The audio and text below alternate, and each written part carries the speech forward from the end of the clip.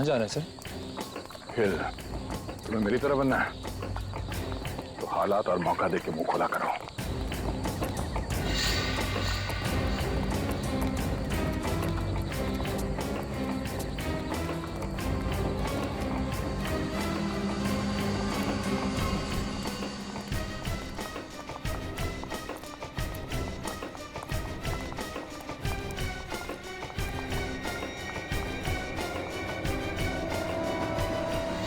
अबे अब तो बता दे, तुझे जिंदा जाने की नहीं जाना यहां से।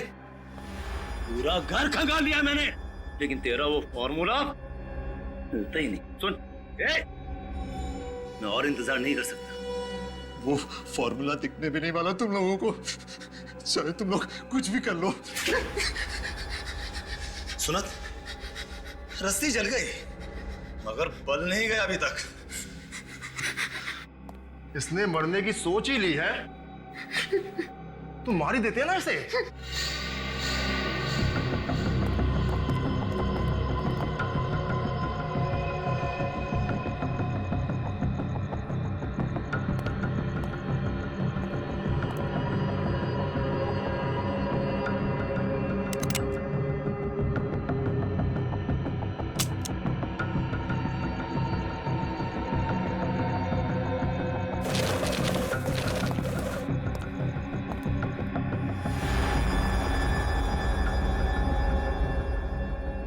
मैं मर जाऊंगा ना तो भी तुम्हें कुछ नहीं मिलेगा। जब मौत सामने दिखती है ना तो अच्छे अच्छों की पैंट गीली हो जाती है। तुझे लगा मैं झूठ बोल रहा हूं?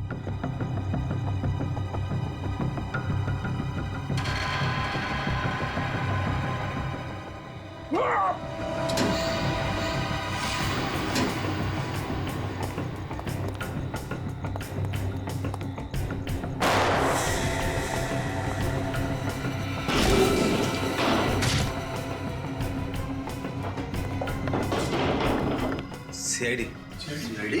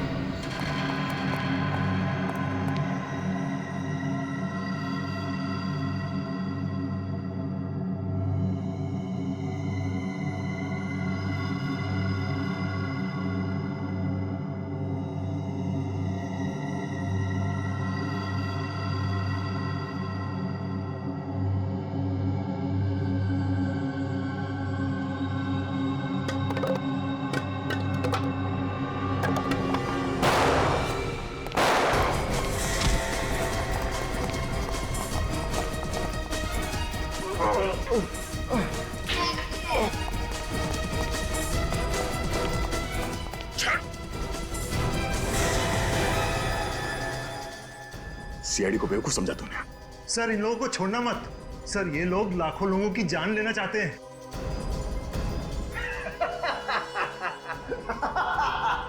अरे कैसे बोल रहा है तू? सीआईडी से? सीआईडी वाले मेरा कुछ नहीं बिगाड़ सकते। और जिसकी मौत आई है उसे मरना ही पड़ेगा। दिमाग खराब है तेरा? हाँ? मौत के सामने खड़े होकर मौत को धमकी दे रहा तू? धमकी नहीं है ये, हकीकत है हकीकत। ये देख, फ्लाइट के टिकट और वीजा के कागज। आज रात 9 बजे हम लोग अमेरिका भाग जाएंगे। ये फ्लाइट के टिकट और वीजा ये अमेरिका का नहीं है, बड़ी हवेली का है। सोच लो, अगर हम लोग ठीक 9 बजे फ्लाइट में नहीं बैठे और हमने फोन नहीं करा, तुम्हारा एक आदमी वो जहर उस पानी की पाइपलाइन में मिला देगा। अगर हम लोग ठीक 9 बजे फ्लाइट में नहीं बैठे और हमने फोन नहीं करा, तुम्हारा एक आदमी वो जहर उस पानी की पाइपलाइन में मिला देगा। धमकी नहीं है ये, लाखों लोग मारे जाएंगे, कल न्यूज़पेपर में देख लेना। और तुम सीआईडी वाले ही फंसोगे। ये सच कह रहे सर, ये सच कह रहे। इन लोगों के पास वो जहर है जो थोड़ा सा पानी में मिलाने से लाखों लोगों की जान जा सकती है सर।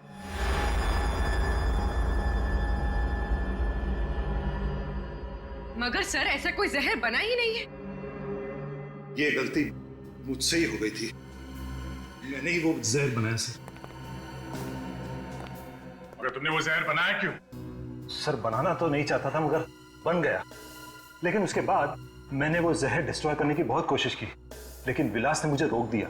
विलास ने क्यों रोका आपको? सर क्योंकि विलास चाहता था कि हम उस जहर पर और रिसर्च करें। वो चाहता था कि उसे और मात्रा में बनाकर हम मार्केट में उतारें, लेकिन मैंने ऐसा करने से मना कर दिया सर। तो फिर वो जहर इनके पास पहुंचा कैसे? सर ये लोगों ने वो जहर हमारे लैब से चुराया। ये राम कहानी बंद करो और हमें एयरपोर्ट छोड़ने का इंतजाम करो। 7:15 बज चुके हैं।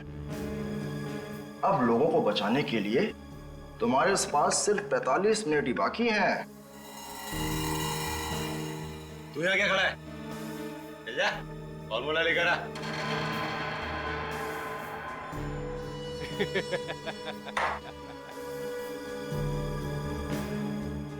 जाओ कर, वो फॉर्मूला इन्हें देगा। अगर फॉर्मूला इनके हाथ लग गया तो ये लोग उसका गलत इस्तेमाल करेंगे। चाहे कुछ भी हो जाए, लाखों लोगों की जान बचाना हमारा फर्ज है। जी सर। और विवेक, तुम यहीं करण के साथ रहो, तब तक मैं इन्हें एयरपोर्ट छोड़ता हूँ। मगर सर हम इन लोगों पर यकीन कैसे करें? फ्लाइट में बैठने के बाद भी अगर इन लोगों ने उस आदमी को फोन नहीं किया तो वो तो पानी में जहर मिला देगा। यकीन करने के अलावा तुम्हारे पास और कोई दूसरा रास्ता भी नहीं है।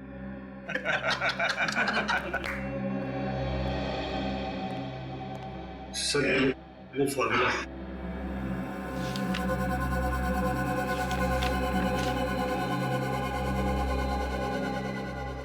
इंस्पेक्टर, ये गन यहां पर रख दो। अब इसकी ना तुम्हें जरूरत है ना हमें।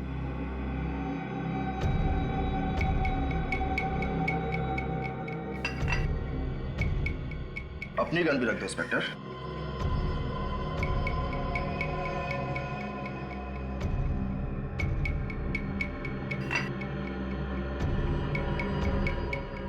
चले।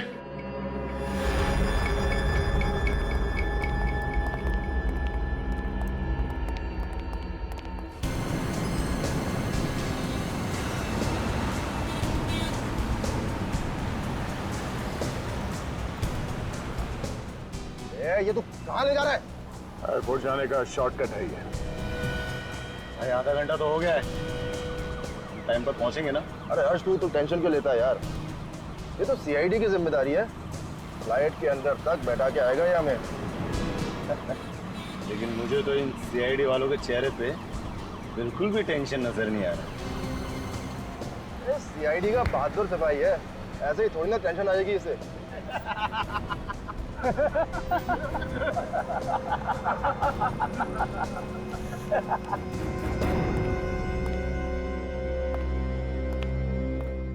करण जी, आपने उस आदमी को देखा है जो पानी में जहर मिलाने वाला है? नहीं सर। फिर आपने ऐसा क्यों कहा कि ऐसा एक आदमी है?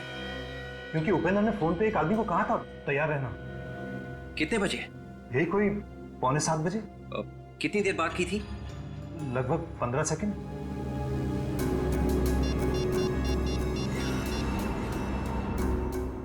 हेलो, हाँ देखिए मैं सीआईडी से बात कर रहा हूँ। एक इमरजेंसी है, प्लीज आपकी मदद चाहिए। लाखों लोगों की जान खतरे में है। 6:45 बजे के आसपास उपेंद्र नाम के आदमी ने किसी को फोन किया था और लगभग 15 सेकंड बात की थी। जी जल्दी से पता लगाना है कि उसने किसको फोन किया था और वो आदमी इस वक्त है कहाँ। 8 तो बजा है, अभी तक फोन नहीं आया।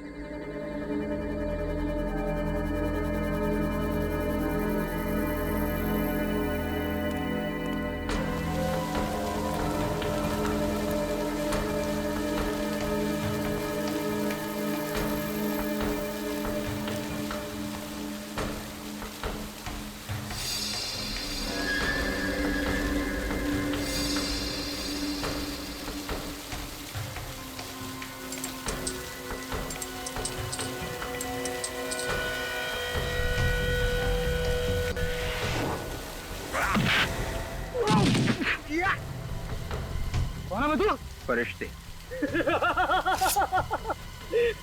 अरे फरिश्ते तो लोगों को ऊपर लेकर जाते हैं, तू तो आज खुद मौत के मुंह में फंस गया है।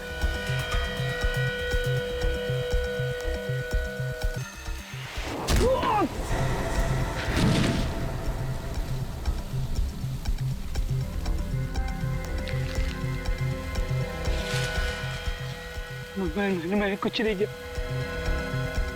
मैंने कुछ नहीं किया।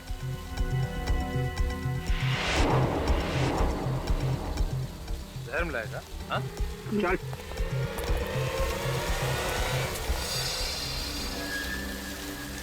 8 बज गए 8। कहाँ पे घुमा रहा है मैं तू? तुम्हें क्या लगा कि मैं तुम लोगों को एयरपोर्ट लेके जा रहा हूँ अमेरिका जाने के लिए? हाँ? अब मरेंगे, अब करोड़ों लोग मरेंगे, कोई नहीं बचा सकता हमको मरने से। हर्ष तू फोन लगा अपने आदमी को, बोल उसको अभी जहर मिलाए पाइपलाइन।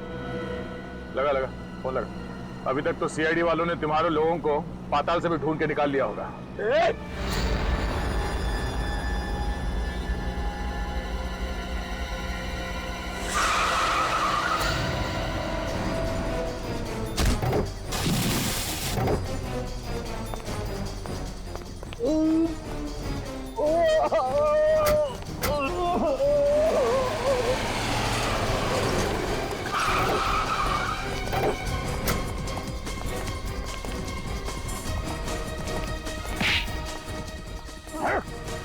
लाखों लोगों को मारेगा तू, लाखों लोगों की जान लेगा तू। हाँ? किसी की जान लेना इतना आसान है?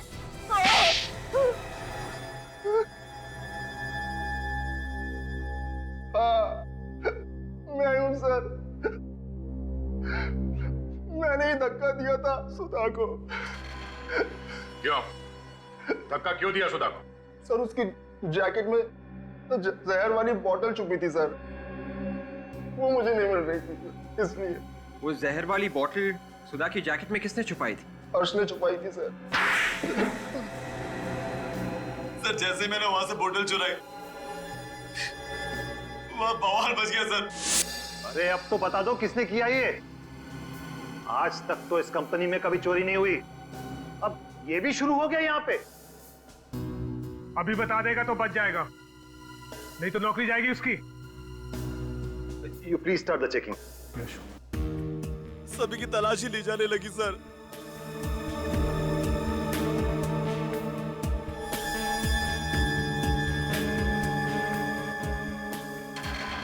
और मैंने वहां पर सुधा की जैकेट देखी।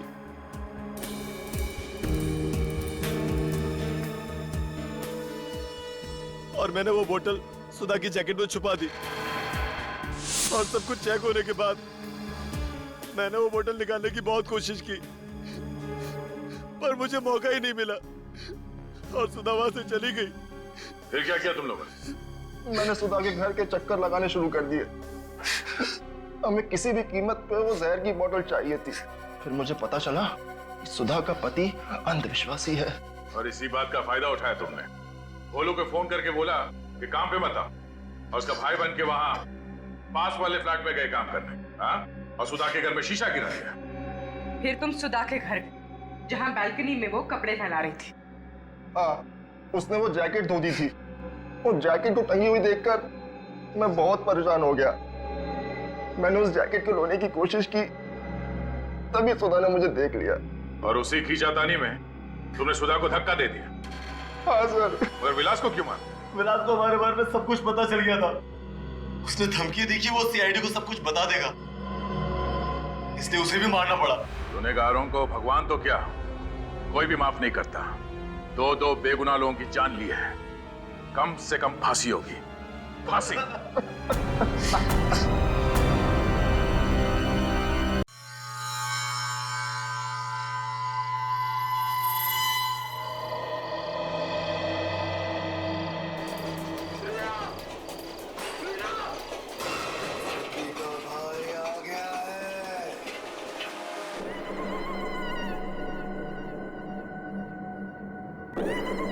साल पहले खजान में नाम की ट्रेन का एक्सीडेंट हुआ था। मेरे डैडी को भी क्या हुआ कुणाल? तबीयत तो ठीक है ना आपकी? तुम हमेशा आप शकुनों वाली बातें क्यों करती हो मुझसे? तबीयत पूछने में कैसा आप शगुन कुणाल? आप यूं नाक चढ़ा के शू शू कर रहे हैं, तो क्या पूछना फर्ज नहीं बनता मेरा? एक मिनट, मुझे कुछ जलने की बदबू आ रही है। हे भगवान! क्या हुआ? My God! ये कैसे? एक काम तुमसे ठीक से नहीं होता है। टेबल साफ करने के चक्कर में ध्यान ही नहीं रहा। ध्यान रहता कहाँ है आजकल तुम्हारा? कुणाल आप ऐसे क्यों बोल रहे हैं? आज से पहले कभी ऐसा हुआ है क्या? आज पहली बार ही हुआ है ये। पता है दूध का इस तरह से उबल के गिर जाना मतलब कितनी बड़ी मुसीबत को तुमने दावत दी है। जरूर कुछ अनहोनी होने वाली है। हे भगवान।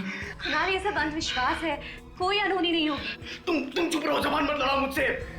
तुम्हें पता है करतपुर वाली आंटी के वहां भी ऐसा ही हुआ था। सुबह सुबह चाय रखी थी, दूध उबल के गिर गया उस दिन। उसी दिन शाम को उसके बेटे की एक्सीडेंट में मौत हो गई। कुणाल वो एक्सीडेंट गाड़ी वाले की गलती से हुआ था। गाड़ी वाले ने सामने से टक्कर मारी थी उसे। बस बस बस बस बस, ये सब कुछ नहीं सुनना चाहता हूँ। हे भगवान, अब तो मैं ऊपर वाला ही बचा सकता है। पता नहीं क्या अनहोनी होने वाली है। हे भगवान। एक दूध उबलने से इतना बड़ा बवाल।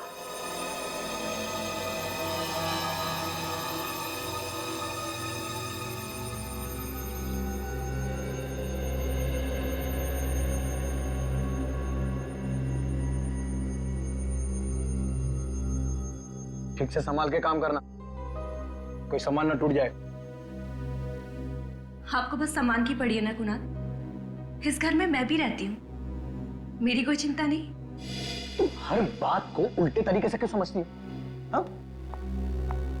तो कल रात को दूध उबल के गिर गया था, इसीलिए बोल रहा था कि आज थोड़ा संभाल के काम करना, नहीं तो फिर से कोई नुकसान हो जाएगा। कौन सा नुकसान हुआ है कुणाल? नुकसान की अगर इतनी परवाह है ना तो खुद काम कर लिया करो। बस जरा सा ठीक से काम करने को बोलो, खुद कर लो। तुम्हें तो कुछ बताना ही बेकार है, कुछ समझाना ही बेकार है।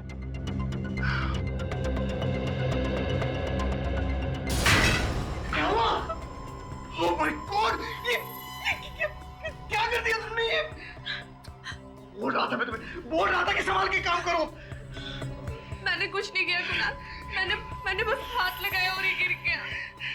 क्या हो रहा है ये सब? दो अनहोनी हो गई है इस घर में। अब तबाही इस घर में आकर ही रहेगी। अनहोनी को अब कोई नहीं रोक सकता।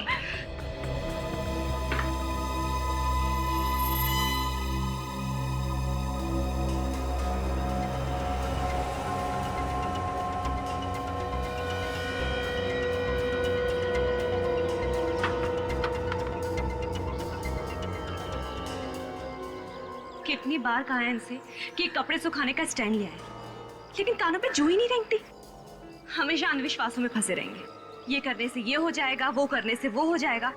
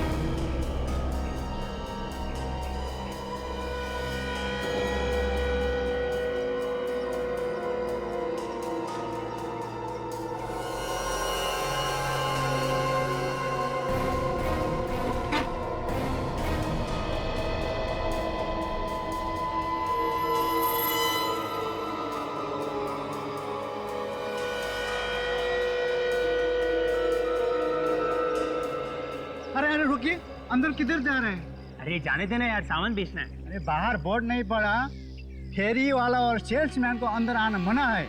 अरे यार और जाओ तो कहाँ जाओ? ऑफिस में घुसने नहीं देते, हाँ, स्कूल में बेचने नहीं देते, और यहाँ पे तुम लोग सिक्योरिटी वाले बिल्डिंग के अंदर जाने नहीं देते। बहुत देखा तुम जैसे शरीफ आदमी। बाहर कहीं जाकर बेचो अपना सामान।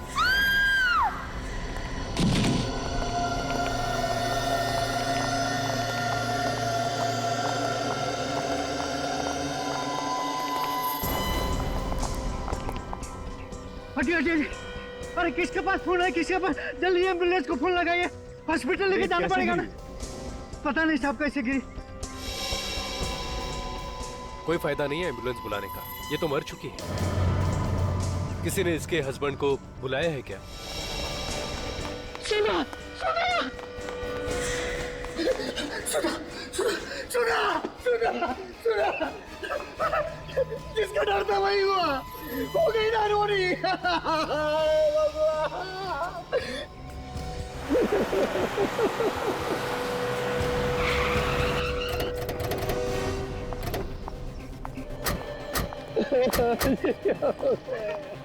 सर ये रही मेरी बैग की लाश।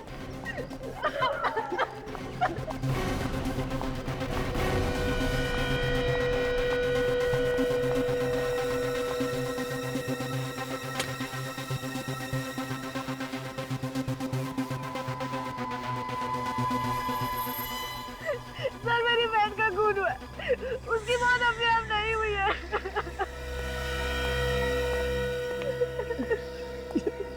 तुम क्या कह रही हो रिया? अचानक ऊपर से नीचे गिरी है वो, तो कैसे कह सकती हो कि एक्सीडेंट नहीं है? ये तो सीआईडी को ही पता लगाने दो कि वो गिरी है या गिरी गई है। सर ये नादान है सर, बहन की मौत के गम में कुछ भी बोली जा रही है सर। हाँ समझ सकते हैं, बहन की मौत का धक्का लगा है। तुम्हें धक्का नहीं लगा? सर मैं तो लूट गया सर, इसके बगैर मैं कैसे जिंदा रहूंगा सर? वैसे सुधा ऊपर से गिरी कैसे? सर बालकनी में कपड़े सुखा रही थी। बालकनी में कपड़े सुखा रही थी?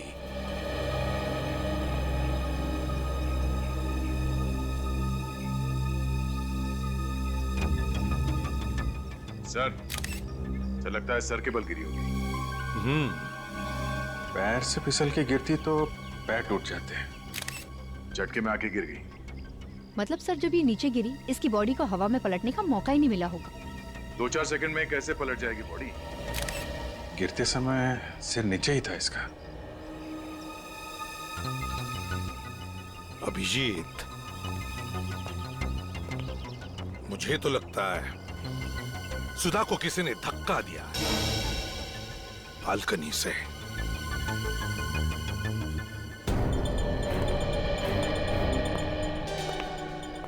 एक बात बताओ, जब सुधा नीचे गिरी तब तुम कहां थे? सर मैं घर में ही था सर। सर मेरी बहन तो रोज कपड़े फैलाती है, आज कैसे गिर गई? नहीं समझ रही हो रिया, ये एक अनहोनी है, अनहोनी। मैंने बताया था सुधा को अनहोनी के बारे में। कैसी अनहोनी? सर जिस घर में दूध उबल जाए, शीशा टूट जाए, वो घर अपशकुन होता है। जिस घर में अपशकुन होते हैं उधर अनहोनी होती ही है सर। चुप रहो, बात खराब मत करो। अनहोनी अपशकुन ऐसा कुछ नहीं होता, समझे? सर जो सच है वो तो सच ही है ना, शायद आप लोगों को मालूम नहीं है सर। एक बहुत बड़ी अनहोनी है सर। अपशकुन का नाम लेके तुम लोग बीवियों को ऊपर पहुंचाते रहोगे और हम लोग खड़े तमाशा देखते रहेंगे, हैं? सर, हद है। ये लड़की अकेली नहीं गिरी है, साथ में कुछ लेकर गिरी है। ये कपड़े का टुकड़ा फंसा हुआ था हाथ में, शायद किसी चीज को पकड़ने की कोशिश की होगी इसने। और सर इसके नाखूनों में खाल फंसी हुई है। दिखाओ जरा। ये देखिए।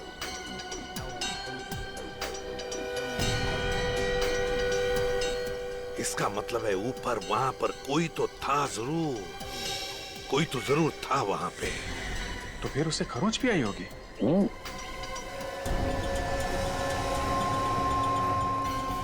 अपना हाथ दिखाओ, हाथ दिखाओ, हाथ दिखाओ, वहां दिखाओ।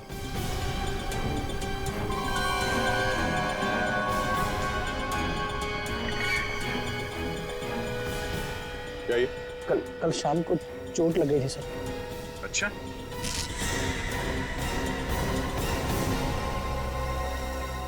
चोट लगी थी या अपनी बीवी के नाखून लगे थे? ऊपर से धक्का दे दिया उसे। मैं अपनी बीवी को क्यों मारूंगा सर? सर उनके आपस में रोज झगड़े होते थे। आग में घी डालना बंद कर। सर पति पत्नी के झगड़े तो हर घर में होते हैं सर। इसका मतलब ये तो नहीं कि हर आदमी खून कर देगा।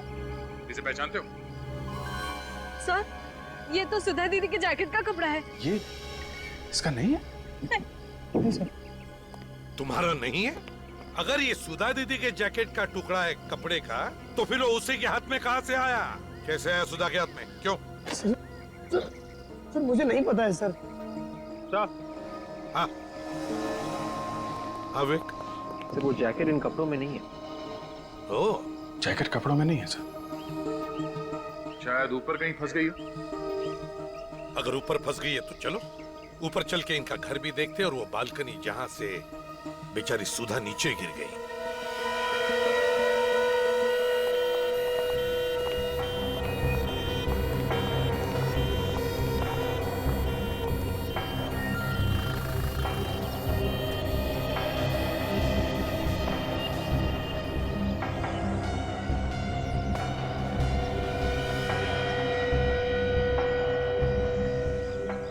जैकेट तो यहाँ नहीं है सर। तो इस कुणाल ने छुपाया होगा। देखते हैं।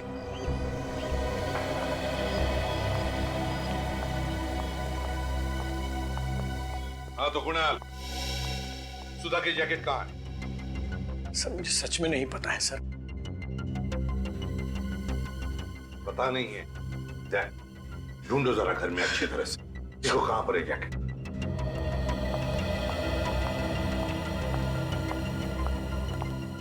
तुम्हें पता कैसे चला सुधा नीचे गिर गई है? सर वॉचमैन ने फोन करके बताया था सर।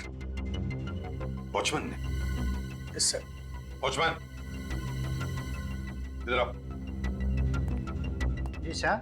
तुमने सुधा मैडम को नीचे गिरते हुए देखा? गिरते हुए नहीं देखा साहब, चीख सुनाई पड़ी, भाग के जाकर देखा तो गिरी पड़ी थी। उस समय बालकनी में कोई था? किसी को देखा तुमने? ये कुणाल साहब? नहीं साहब, मैंने किसी को नहीं देखा। कहीं भी नहीं सर वो जैकेट। जैकेट नहीं है? बड़ी अजीब बात है। बालकनी में भी जैकेट नहीं, घर के अंदर भी जैकेट नहीं, सुधा जहां पर गिर पड़ी है वहां पर भी नहीं, बल्कि उस जैकेट का फटा हुआ टुकड़ा उसके हाथ में है। तो फिर ये जैकेट गई तो गई कहां? सर, हमने सुधा की लाश को फॉरेंसिक लैब में भेज दिया है और उसके नाखूनों में जो खाल मिली थी उसका सैंपल भी भेज दिया सर।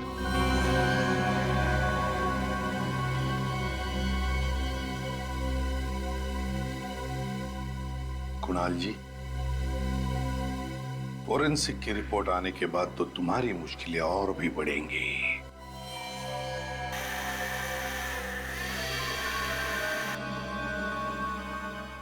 आवाज कैसी?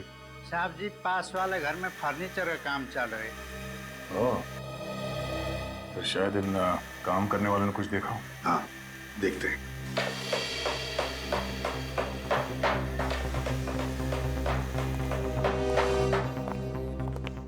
क्या हुआ साहब? आसपास तुम्हारे इतना कुछ हुआ है, तुम्हें पता है भी या नहीं? साहब, शाम तक काम खत्म करके देना है, तो बाहर क्या हो रहा है बिल्कुल ध्यान नहीं। बाजू के घर में जो औरत रहती थी उसका किसी ने खून कर दिया है। कैसे हो गया खून साहब? बालकनी से धक्का दिया है किसी ने उसे। तुम लोगों ने देखा किसी को धक्का मारते? नहीं साहब, हम लोग तो अंदर ही काम कर रहे थे, बाहर क्या हो रहा है पता ही नहीं। तुम में से किसी ने कुछ देखा? नहीं सर, हमने नहीं देखा। क्या तुम्हारे अलावा और भी कोई था तुम्हारे साथ काम करने वाला? सर, आज तो हम ही लोग काम कर रहे हैं, वैसे एक लड़का और था, हमने उसे भगा दिया। भगा दिया? क्यों? फालतू था सर, किसी भी काम का नहीं था वो। हाँ, कौन वो? सर वो भोलू का भाई था सर। भोलू कौन है? साहब, वो हमारे साथ ही काम करता है। आज उसकी तबीयत खराब थी तो उसने अपने भाई को भेज दिया। सर, कोई भी काम ठीक से नहीं करता था वो, बोलते कुछ और थे और करता कुछ और था। मतलब? अरे साहब, इस दीवार पे छेद करने को बोला था उसको और इस दीवार पे छेद कर दिया उसने। जी सर। हाँ।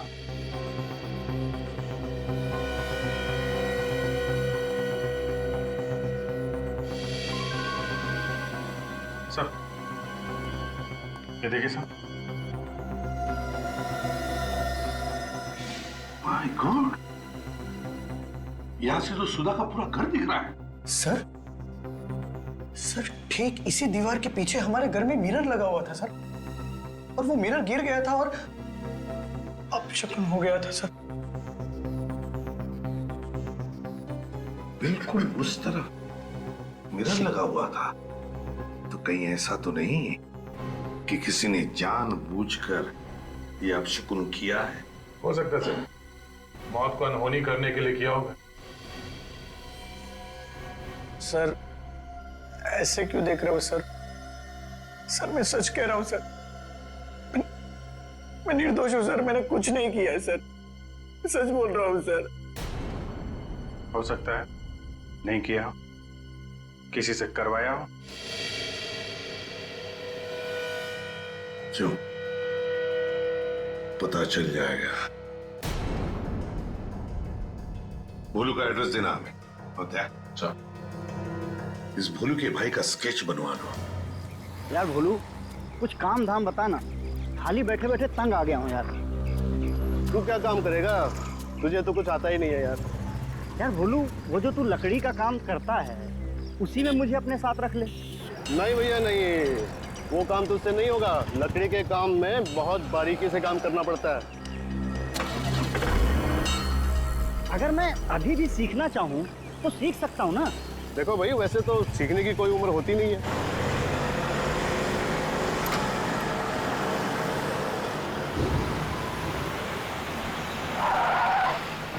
ओह, फोन है। हाँ साहब नमस्ते, भोलू बोल रहा हूँ साहब। हाँ साहब, कल आ जाएगा आपका सामान। हाँ, आपके घर पे छोड़ के आऊँगा साहब।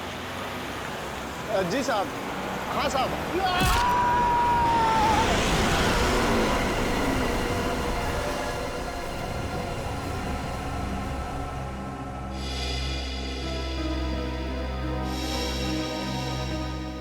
डॉक्टर साहब, कुछ बताया इन लोगों ने कि ये एक्सीडेंट हुआ कैसे? नहीं सर, इन्होंने हॉस्पिटल आने से पहले ही दम तोड़ दिया था।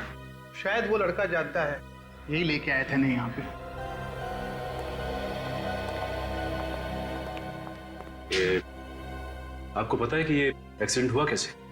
ये एक्सीडेंट नहीं है सर, इन्हें तो जानबूझ के उड़ाया किसी ने। पीछे से गाड़ी आई और सीधे उड़ा के निकल गई। ये आदमी कौन? सर ये भोलू का भाई है। भोलू का भाई?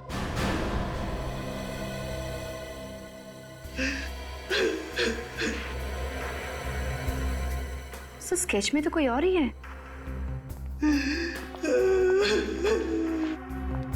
अगर तुम भोलू के भाई हो तो फिर ये कौन है? मैं इसे नहीं जानता। नहीं जान? लेकिन ये आदमी तो भोलू का भाई बन के काम पे गया था जहाँ भोलू काम करता है। मगर आज तो काम बंद था भोलू भैया का। क्या? कौन बोला काम बंद था? आज सुबह फोन आया था भैया को, बोला आज काम बंद है। मतलब भोलू की तबीयत कुछ खराब नहीं थी, उसे काम पे आने से किसी ने मना किया था। सर ये सब खूनी की प्लानिंग होगी, उसी ने भोलू को मना किया होगा। अच्छा, इस भोलू का मोबाइल कहाँ है? हॉस्पिटल के ऑफिस में जमा है। काजल एक काम कर, पता करो कि भोलू को किसने फोन किया और कहां से।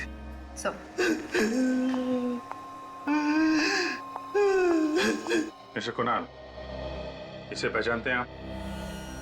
नहीं सर, कौन है सर ये? शायद इसी आदमी ने तुम्हारी वाइफ सुधा का खून किया है। पर सर, मेरी वाइफ सुधा की इसके साथ क्या दुश्मनी हो सकती थी? दुश्मनी इसकी नहीं, किसी और की भी हो सकती है। आपको किसी पे शक है? मैं किसी पे क्यों शक करूं सर? मेरी बीवी काम ही ऐसे करती थी, मना करने के बावजूद भी अपशगुनों वाले काम किया करती थी। ये लो सर, फिर शुरू हो गया ये व्याख्यान देना बंद करो। अंधविश्वास पे भरोसा करना बेवकूफी होती है। तो सर आप ही बताइए सर, कैसे मरी मेरी बीवी? चलो। सर जिस नंबर से भोलू को फोन आया था उसका पता चल गया है। कहाँ का? श्रेया फार्मास्यूटिकल्स का। ओके ठीक है। Mister Kunal. Yes sir. Shreya pharmaceutical का नाम सुना आपने? हाँ सर, मेरी वाइफ की एक दोस्त उधर काम करती है। सुधा की दोस्त का नाम क्या है? शिल्पा। दोनों के कैसे रिलेशन है? वो सब तो मुझे सब पता नहीं है सर, पर दोनों अच्छी दोस्त थी। आखिरी बार कब मिले थे ये लोग? परसों सुधा उससे मिलने गई थी सर, मैं खुद उसे फार्मास्यूटिकल कंपनी में छोड़ने के लिए गया था। और परसों सुधा ने क्या कपड़े पहने हुए थे? मेरा ये मतलब है कि क्या सुधा ने वही जैकेट पहना हुआ था? हाँ सर, परसों उसने वही जैकेट पहना हुआ था सर। हाँ। तो सुधा की मौत की वजह उस जैकेट में ही छुपी होगी। शिल्पा को अरेस्ट करो। सर मेरा ही नाम शिल्पा है। आप श्रेया फार्मास्यूटिकल कंपनी में काम करती? जी हाँ करती हूँ। सुधा परसों आपके साथ थी? थी, मगर बात क्या है? शिल्पा जी, आपकी दोस्त सुधा का खून हो गया है। खून? मगर कैसे? किसी ने धक्का दिया था उन्हें। धक्का? किसने? वही जानने आए हम लोग। आप मुझसे क्या जानना चाहते हैं? मुझे क्या मालूम? आपको सब कुछ मालूम है, क्योंकि सुधा के खून में आपका भी हाथ है। मेरा हाथ? लेकिन मैं क्यों मारूंगी उसे? जैकेट के लिए। तुमने जैकेट के लिए सुधा को मारा है।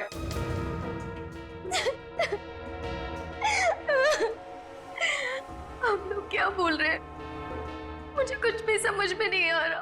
कौन सी जैकेट, कैसी जैकेट? शिल्पा जी, हम उसी जैकेट की बात कर रहे हैं जिसे पहन के सुधा 2 दिन पहले आपसे मिलने आई थी। याद कीजिए।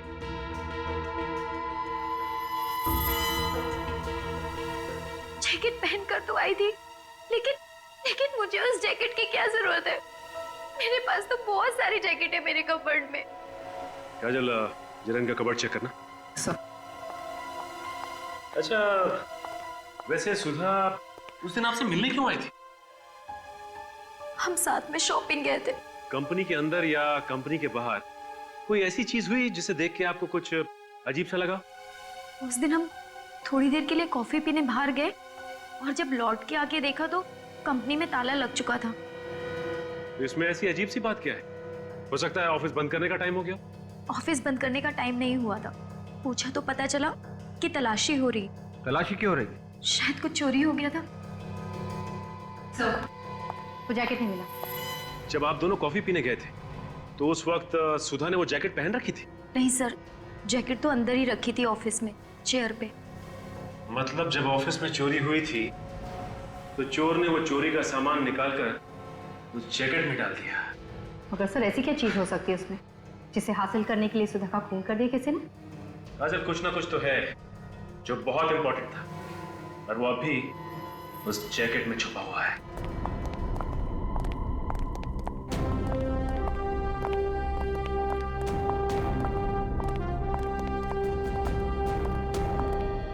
सर, ये है साहब का कमरा। आप लोग जरा 2 मिनट यही रुकिए, मैं साहब से पूछ लेता हूँ। पूछ लो, उनको बोलो कि कुछ सीआईडी वाले हाल चाल पूछने उनका। जी सर। साहब, सीआईडी वाले आए हैं आपसे मिलने। साहब, कुछ बोल रहे नहीं है साहब। जरा जी।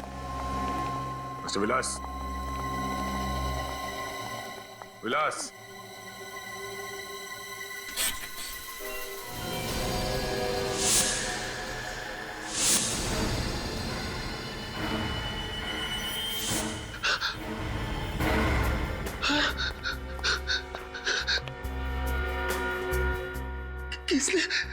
किसने मार डाला मेरे साहब को?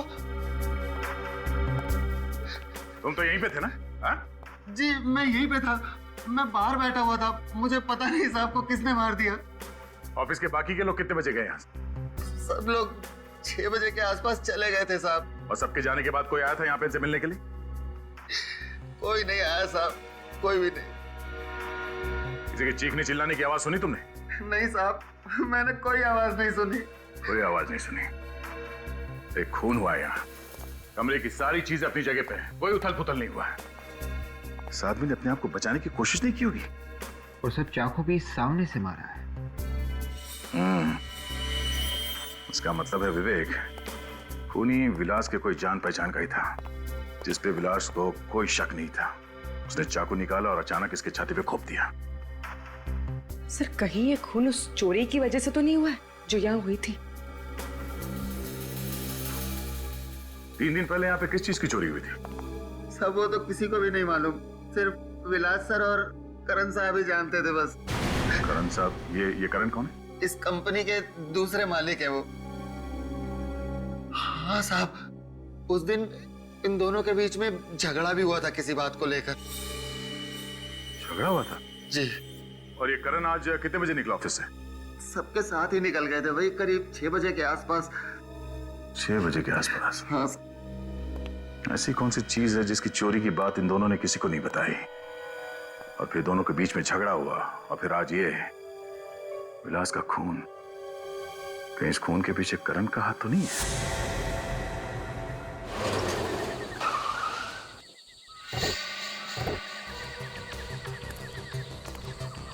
लगता है घर में कोई नहीं है, चारों तरफ अंधेरा है। फिर वहां पे कोई है?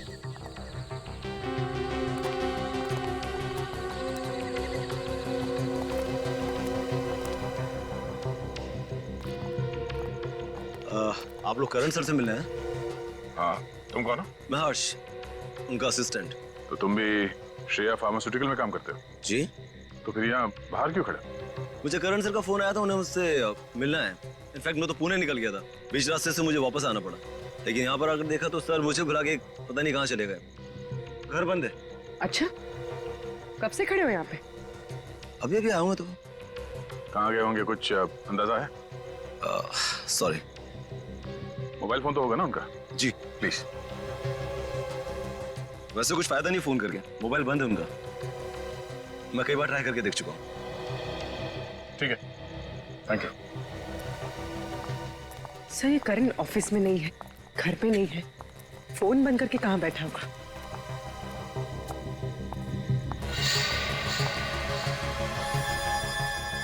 अगर ये पुणे से 60-70 किलोमीटर गाड़ी चला के लाया है तो गाड़ी गर्म होनी चाहिए थी, मगर कार का बोनेट तो ठंडा है। झूठ बोल रहा है, मामला कुछ और ही है। सर, इस करण का फोन बंद आ रहा है। ठीक है, कोई बात नहीं, फिर कभी आके मिल लेंगे। चलो बैठो।